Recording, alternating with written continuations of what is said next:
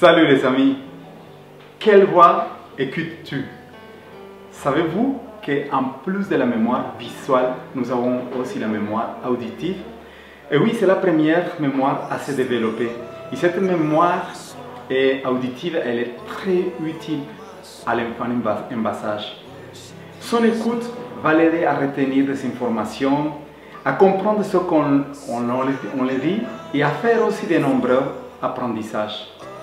Mais même avant sa naissance, au bout de 4 mois de grossesse, le bébé, il entend la voix de sa maman.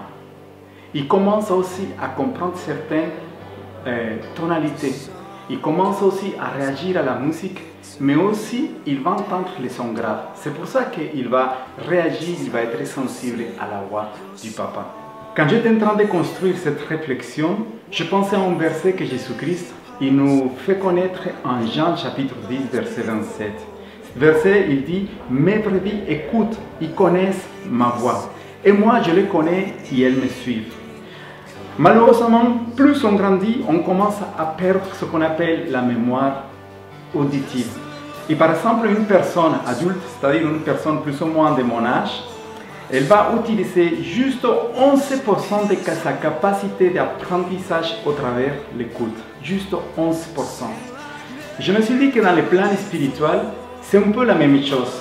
Vous savez, quand on est dans notre premier amour avec Dieu, nous sommes sensibles à sa voix, nous sommes prêts à passer du temps avec lui, à nous dire, Seigneur, parle-moi, je t'écoute, mais voici, on veut entendre ta voix. Mais plus on grandit, on prend de la maturité, on va passer peut-être plus de temps à écouter d'autres voix. Plus on grandit spirituellement, plus il y a d'autres voix qui vont nous parler. Et c'est là qu'on va rencontrer certaines difficultés. J'ai rencontré beaucoup de chrétiens qui, au bout de plusieurs années de cheminer dans la foi, ils vont me dire, écoute, je suis frustré parce que je n'entends pas la voix de Dieu. Parce que ma voix même, parfois, elle me parle, parce que j'entends tellement de bruit autour de moi.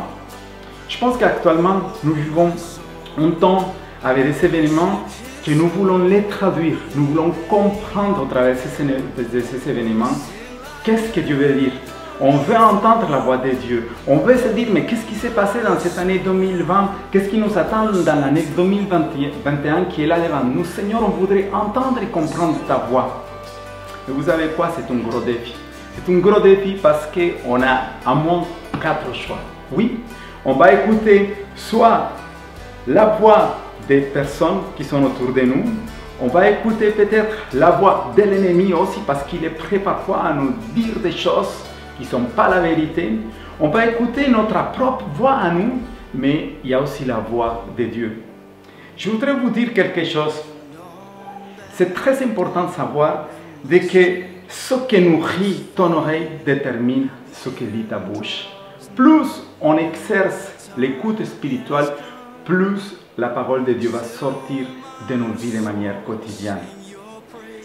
Quel message il y a derrière de ce premier commandement que Jésus-Christ lui a parlé, il lui a dit?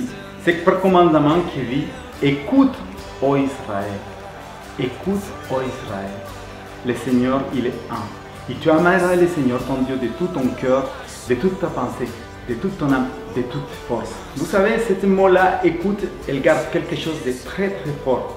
Donc ce dimanche, à 11 h, je voudrais approfondir cette question de l'écoute de Dieu. On a besoin de vraiment être sensible pour écouter sa voix, pour écouter la voix du bon berger. La question, elle est là, quelle voix écoutes-tu? Et n'oublie pas, ce qui nourrit ton oreille détermine ce que dit ta bouche. À bientôt.